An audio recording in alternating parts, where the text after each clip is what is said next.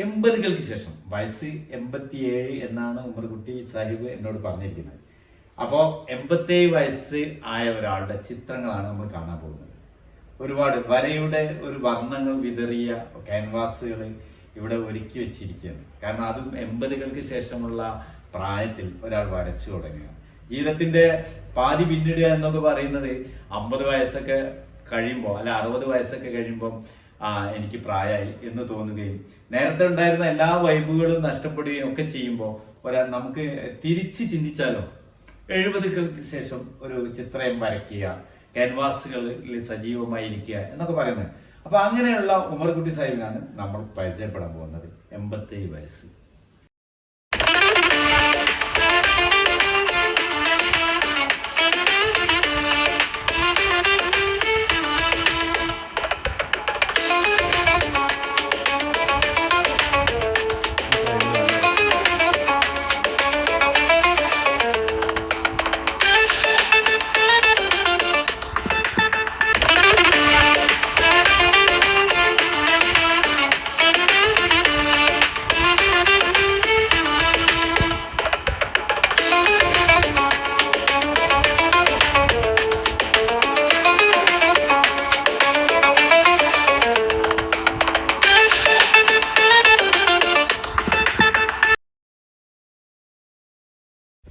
എവിടെയായിരുന്നു ഉമ്മർകുട്ടി സാഹിബിന്റെ ഒരു ജീവിതം നമുക്ക് പറയുകയാണെങ്കിൽ അത് തലശ്ശേരി എന്ന് കേട്ടിട്ടുണ്ട്.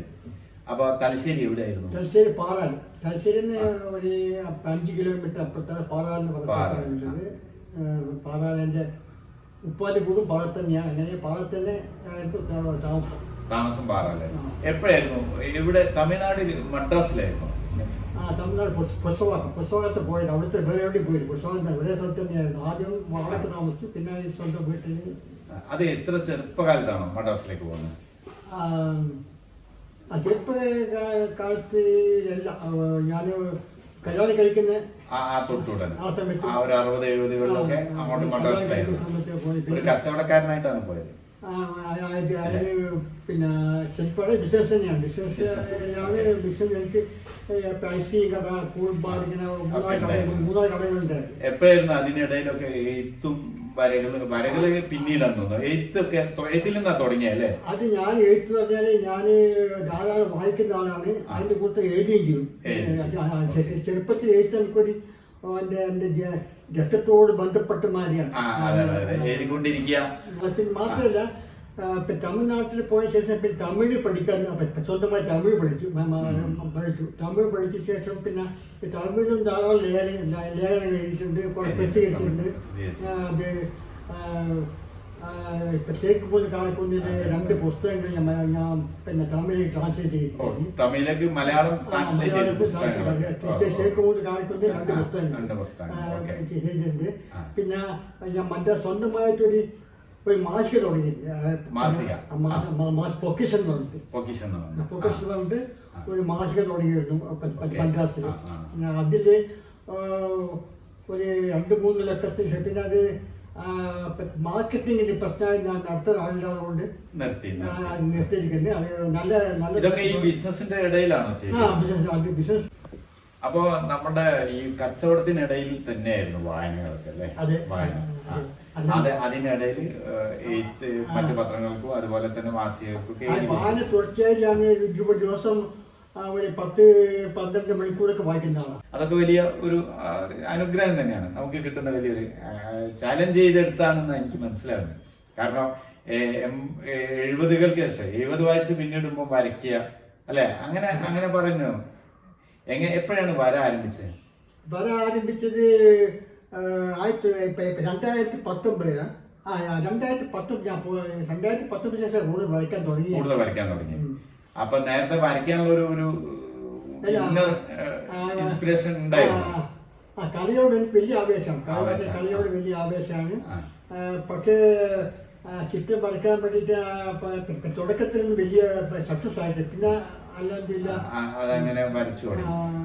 ഈ വരച്ച ക്യാൻവാസുകളൊക്കെ പ്രദർശനം നടത്തിയിരുന്നു. മദ്രാസിൽ ഒരു പ്രദർശനം നടത്തിയിരുന്നു. കാമരാജ് ആണെങ്കിൽ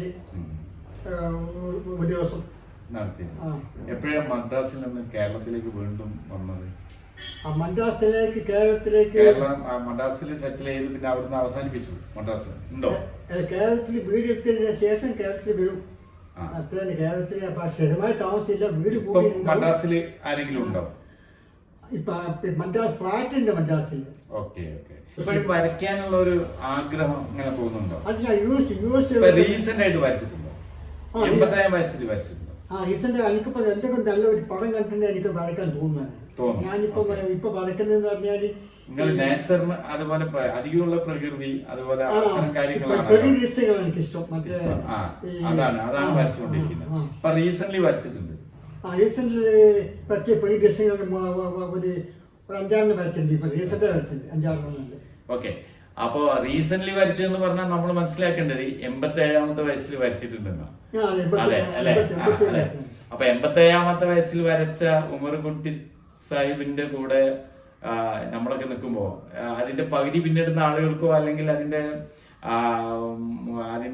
ഭൂരിഭാഗം വയസ്സുകൾ 60 പിന്നിടുന്ന ആളുകൾക്കോ ഒക്കെ വരയ്ക്കാൻ തോന്നാതിരിക്കുന്ന ഒരു കാലത്ത് അല്ലെങ്കിൽ ഓർമ്മകളൊക്കെ മങ്ങിപ്പോകുന്ന ഒരു സമയത്ത് അത് നമ്മുടെ ഇമാജിനേഷൻ, അതായത് നമുക്ക് ഉണ്ടാകുന്ന ഒരു വലിയൊരു കാര്യം എന്ന് പറയുന്നത് നമുക്കൊരു നമ്മുടെ ഇന്നറിൽ വരുന്ന ഒരു പ്രൊഡക്ടിവിറ്റിയാണ് ഇമേജ് ചെയ്യാൻ. എനിക്ക് ഒരു സംഭവം ചെയ്യാൻ പറ്റുമെന്ന് തോന്നുമ്പോഴാണല്ലോ നമുക്ക് ചെയ്യാൻ പറ്റുള്ളൂ. അതാണല്ലോ നമ്മളൊരു വൈബ്. എനിക്ക് അതൊക്കെ ചെയ്യാൻ പറ്റും. അങ്ങനെ തോന്നുക എന്ന് പറയുന്ന ഒരു വലിയ കാര്യം. കുടുംബം ആരൊക്കെയാണ് ഉള്ളത്?